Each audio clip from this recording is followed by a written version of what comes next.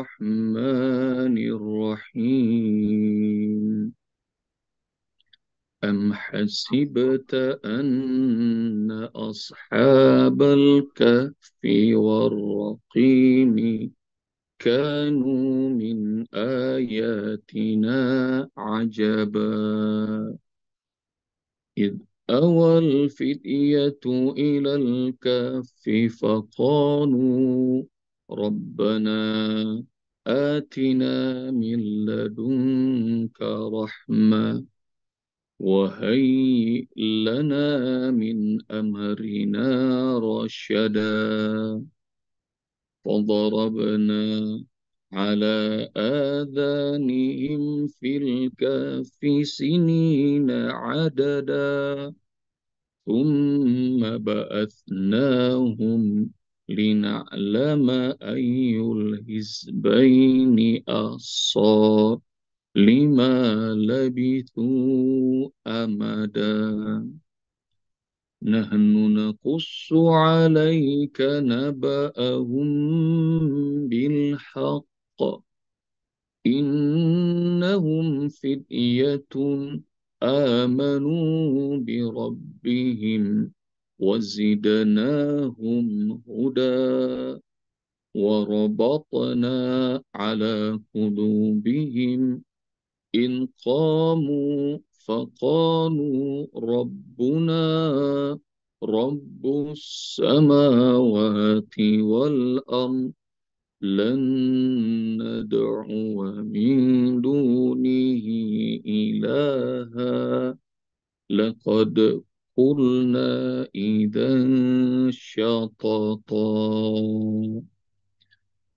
هؤلاء قوم اتخذوا من دونه آلهة لولا يأتون عليهم بسلطان بين فمن أظلم ممن افترى على الله كذبا.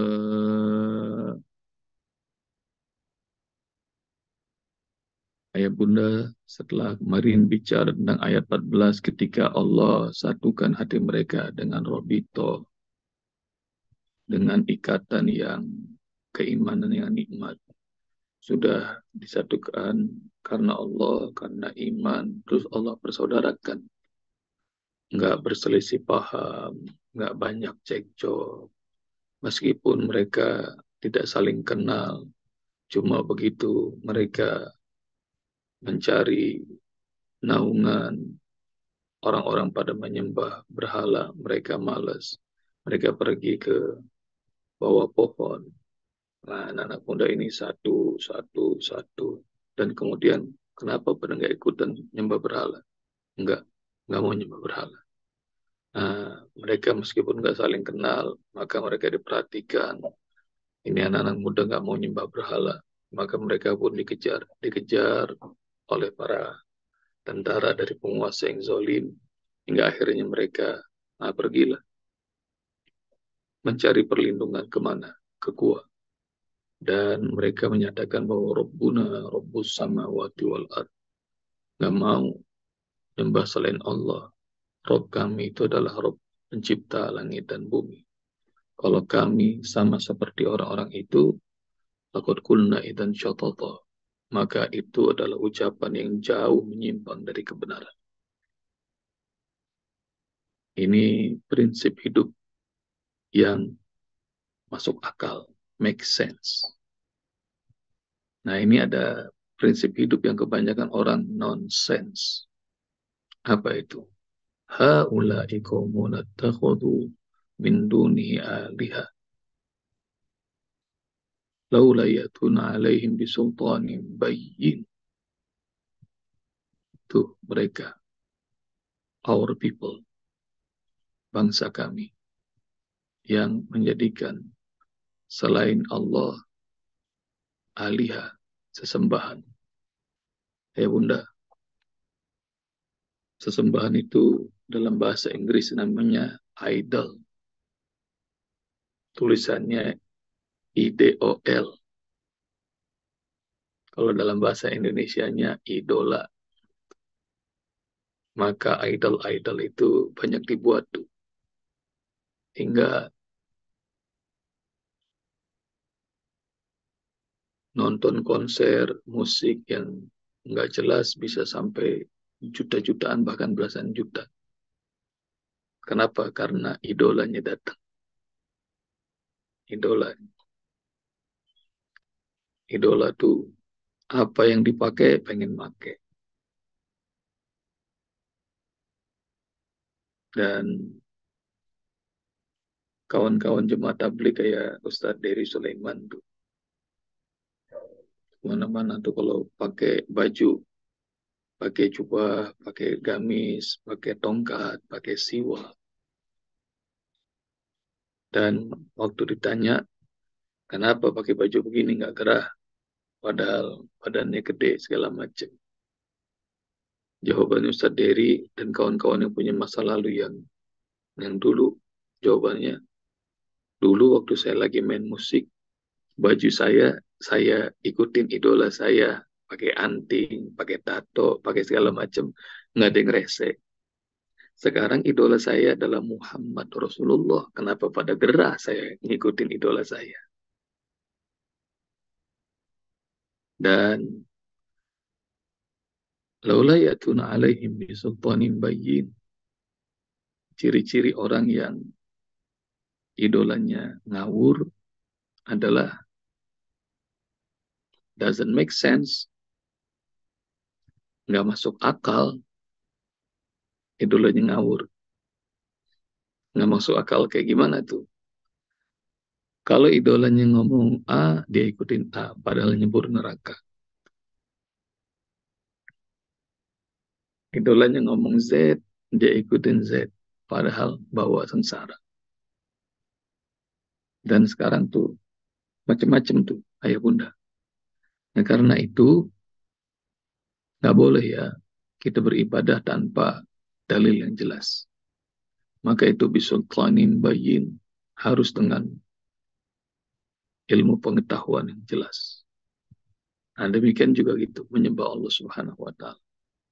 Dan ciri-ciri kemusyrikan tuh ayah bunda bodoh. Kenapa syirik itu tidak Allah ampuni? Karena Allah sudah angkat. Laqad khalaqnal insana fi ahsani taqwim. Sungguh kami telah ciptakan manusia dalam bentuk yang paling sempurna. Saking mulianya, malaikat Allah perintahkan sujud.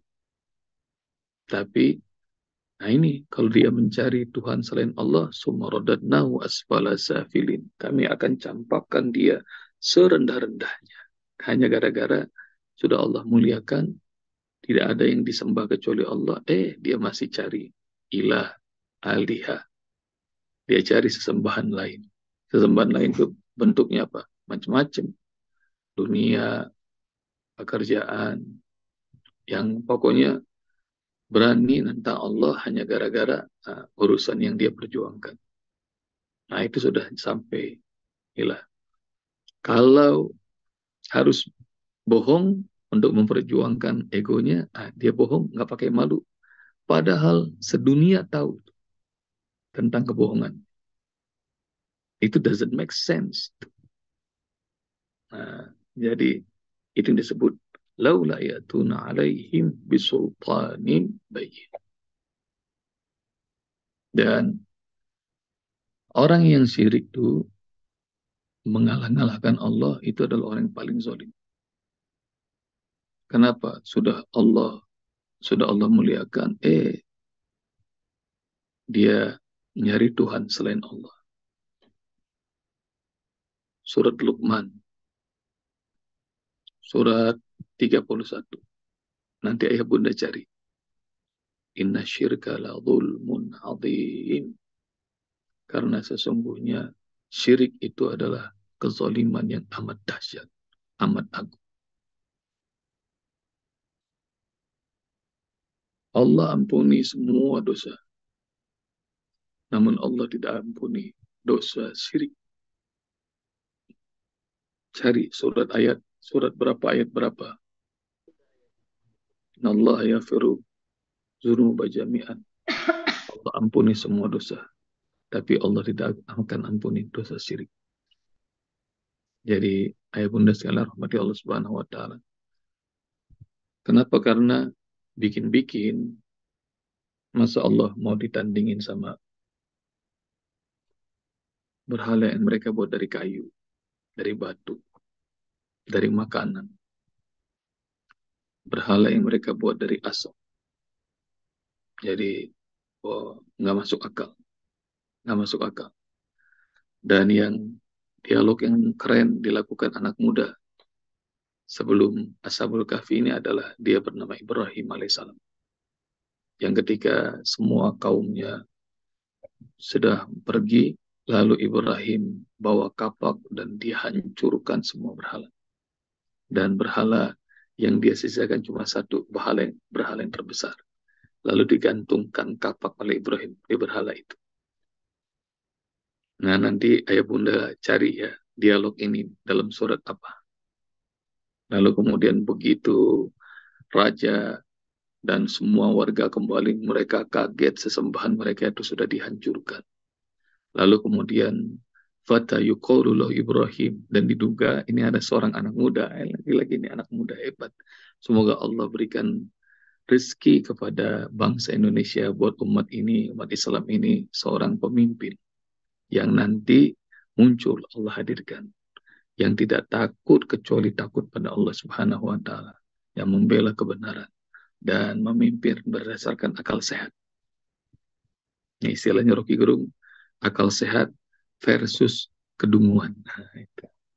Nah, ini disebut make sense dan nonsense. Dan ayah bunda sekalian rahmati Allah Subhanahu wa taala, dialog Ibrahim alaihissalam ketika dia sudah digadang-gadang, dia pengen disiksa karena semua orang menduga ini orang pelakunya. Lalu jawabannya Ibrahim, tenang. Ini salah satu hebatnya anak muda itu adalah ketenangan, keberanian. Yang kadang-kadang kita nih kalau sudah dewasa pikirannya panjang. Karena pikirannya panjang jadi takut kalau ngambil sikap. Nah, anak muda ini mengatakan, kenapa nuduh saya? Mungkin tuh yang paling besar yang ngancurin semua berhala. Itu. Nah, itu yang disebut make sense. Kalau benar dia bisa menciptakan dan menghancurkan, mungkin dia yang, dan orang hampir beriman itu dengan ucapan Ibrahim. Tapi malah Ibrahim disiksa. Dengan apa? Dengan dibakar. Kelanjutannya, lihat bagaimana ayah bunda sudah tahu begitu dibakar, Allah tunjukkan mukjizat pertolongan buat Ibrahim. Ya narukuni bardan wassalaman ala Ibrahim. Wahai api, jadilah engkau dingin dan membawa keselamatan untuk Ibrahim. Apinya tuh ayah bunda, waduh, kalau ayah bunda lihat di apa namanya di Al-Quds, Yerusalem, itu Ibrahim dilemparin tuh pakai manjanik, pakai alat pelemparnya tuh, ngelihat alat pelemparnya aja kebayang tuh, gede banget. Sampai sekarang masih dibikin itunya, alat pelemparnya Ibrahim tuh. Dan kebayang tuh betapa besarnya apinya. Tapi Masya Allah. Nah, ini ilmu fisika yang belum terpecahkan. Dulu ada seorang sahabat, beliau ini ahli fisika, beliau bilang kepada saya, itu sebenarnya adalah cikal bakal teori plasma, Usbob. Jadi teori plasma itu gimana? Dia jelasin panjang, api berasa dingin. Alhamdulillah setelah dijelasin panjang, saya nggak ngerti. Jadi nggak bisa dijelasin ke ayah bunda semua. Teori plasma yang sahabat saya jelasin. Panjang-panjang saya nggak ngerti. Gimana api bisa dingin? Nah, jadi ayah bunda segala hormati Allah Subhanahu wa taala, dalam ibadah pun juga harus make sense. Jadi agama ini logika, masuk akal. Tapi saya kasih tahu kepada ayah bunda, kalau nanti otak kita nggak ngejangkau ayat-ayat Allah, hadis-hadis Rasulullah, kalau suatu saat ayah bunda bakal jumpa ayat-ayat Allah nggak nyambung sama logika kita, maka jawabannya bersabarlah. Terimalah dengan iman. Jadi jangan ukur segala-gala kekuasaan Allah dan apa yang disampaikan Rasulullah dengan otak kita. Jadi terima dengan iman. Kenapa? Karena nantinya pasti akan terbukti. Di zamannya Rasulullah belum ada tuh lautan. Dari Mekah, Madinah itu jauh lautan. Tapi ayat-ayat tentang lautan banyak diceritakan Allah dalam Al-Quran, dalam hadis diceritakan. Dan para sahabat, iya, iya,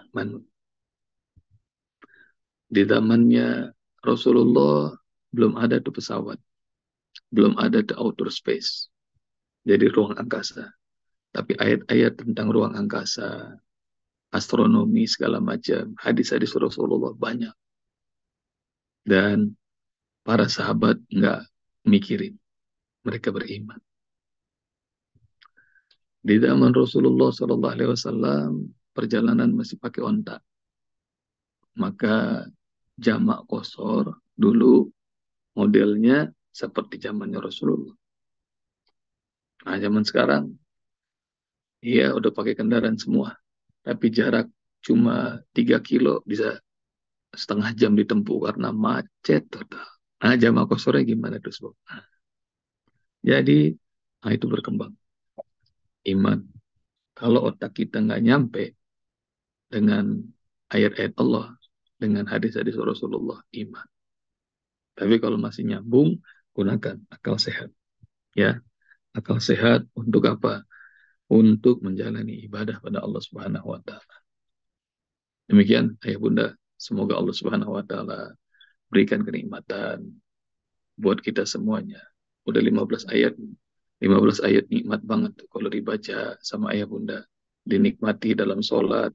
Apalagi ayah bunda sudah ngerti, sudah menjiwai surah Al-Kahfi. Nah, rasanya Al-Kahfi yang kita baca, yang sudah hafal, dibandingkan dengan Al-Kahfi yang biasa kita baca hari Jumat, mudah-mudahan sudah ada perbedaan. Jangan Alhamdulillah. lupa ya, ayah bunda tanggal 31 Usbop undang buka puasa di Cibubur dekat rumahnya Bunda Rida, Bunda Aning nih. Dan habis itu kita itikaf bagi yang berkesempatan. Semoga Allah kasih kesempatan kita semuanya untuk itikaf. Amin, ya Dan Allah. habis itu kemudian milih mau itikaf di mana saja, boleh. Tanggal 3 juga ada undangan di Kaifah tuh, di Umul Latifah. Sampai jumpa ya Bunda. Assalamualaikum warahmatullahi wabarakatuh. Waalaikumsalam warahmatullahi